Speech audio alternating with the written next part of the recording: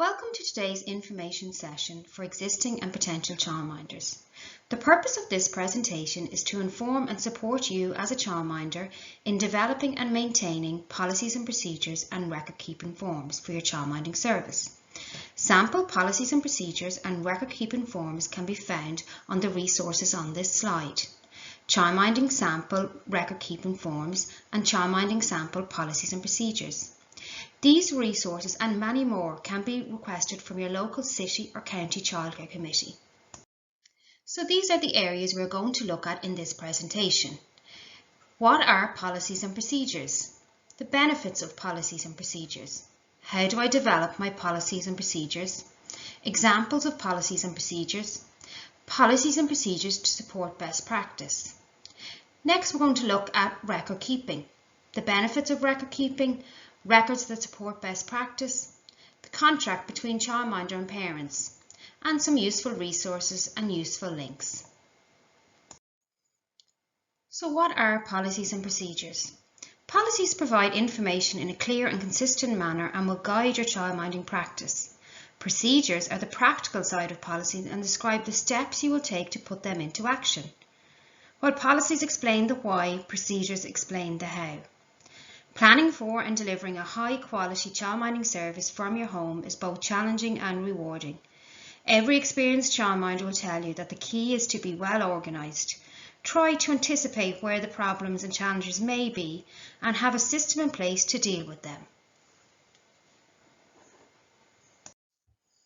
Now let's look at some examples of policies and procedures. Safe sleep, confidentiality, health and safety, illness, fire safety, child protection, outdoor play, and outings. This list is not exhaustive and you may need to develop additional policies and procedures to suit your own individual service. The benefits of policies and procedures. Policies and procedures establish a clear understanding between parents and childminders in relation to all aspects of the childminding service. They support communication with parents. They demonstrate that the service you offer is well developed, planned and thought out. They offer a professional service of high quality and they provide peace of mind for parents and childminders. They also avoid misunderstandings or conflicts and they ensure compliance with the regulations if applicable. Your policies and procedures are active documents which reflect what you do and how you do it within your childminding service every day. Ensure you review your policies and procedures regularly and amend them if needed. You may find you require a new policy and procedure if the occasion arises, and ensure to share that with the parents of the children you take care of. So how do I develop my policies and procedures? The slide outlines the content of each policy and procedure, a rationale and purpose. This outlines why you should have this policy and what you want the policy to achieve. For example, a safe sleep policy may seek to ensure that children will be safe in the service while sleeping.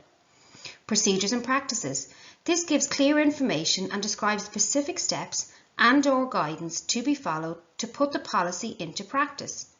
It outlines the way things are done in your childminding service. Communication outlines how parents and guardians are informed about the policy. For example, make parents aware of policies through your handbook. And date and sign, so shows when the policy was written and when it will be reviewed. This should be done at least once a year. This is then signed by the childminder and by the parents when they've reviewed the policy. Your local CCC will be able to provide support to you when developing your policies and procedures. Policies and procedures to support best practice.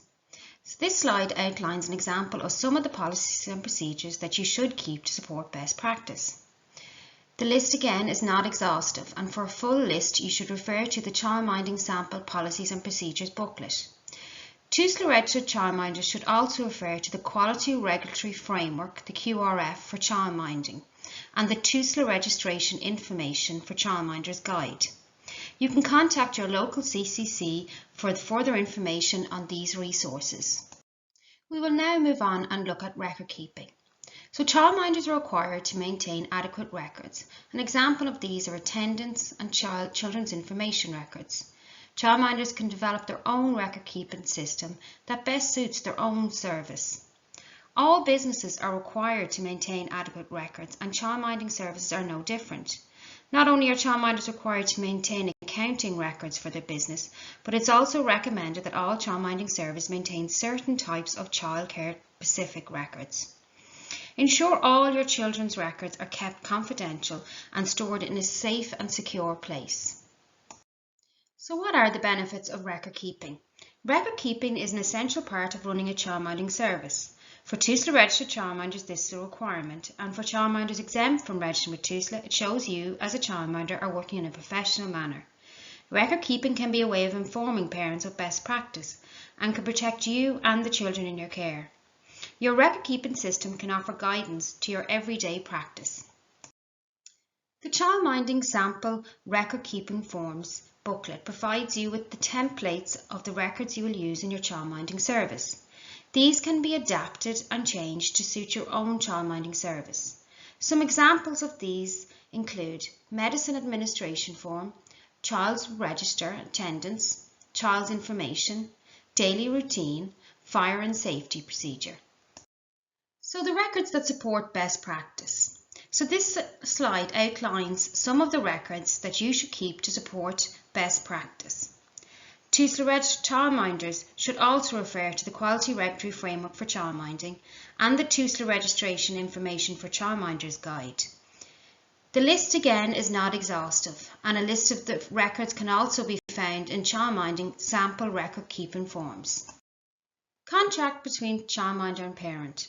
Completing a contract with parents can help the childminder to cover all aspects of the childcare arrangements. At the centre of these arrangements is the child. It is advisable to keep a record of your fees, which is agreed with parents, so you can refer to it. When negotiating the childminding arrangements, both parties agree to the terms and conditions. We will now look at these terms and conditions on the next slide.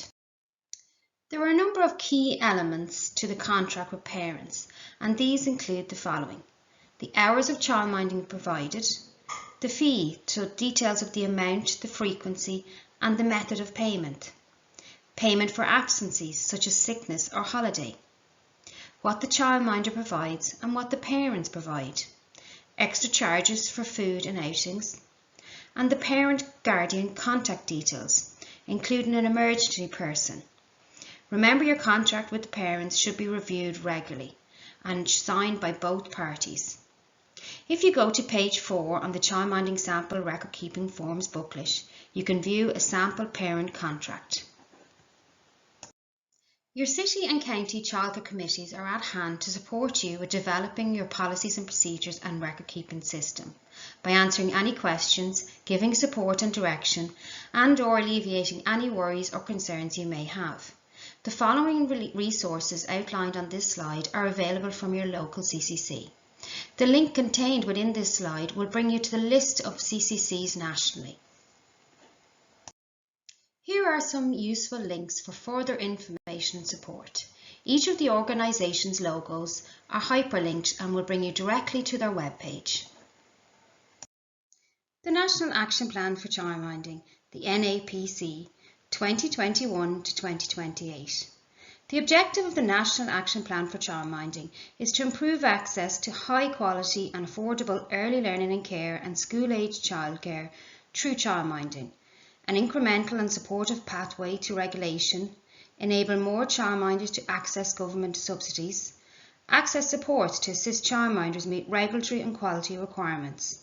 For more information on the National Action Plan for Childminding, you can visit the dedicated webpage www.gov.ie/childminding. Thank you for listening to our information session today. For further information sessions and for further resources, you can contact your local CCC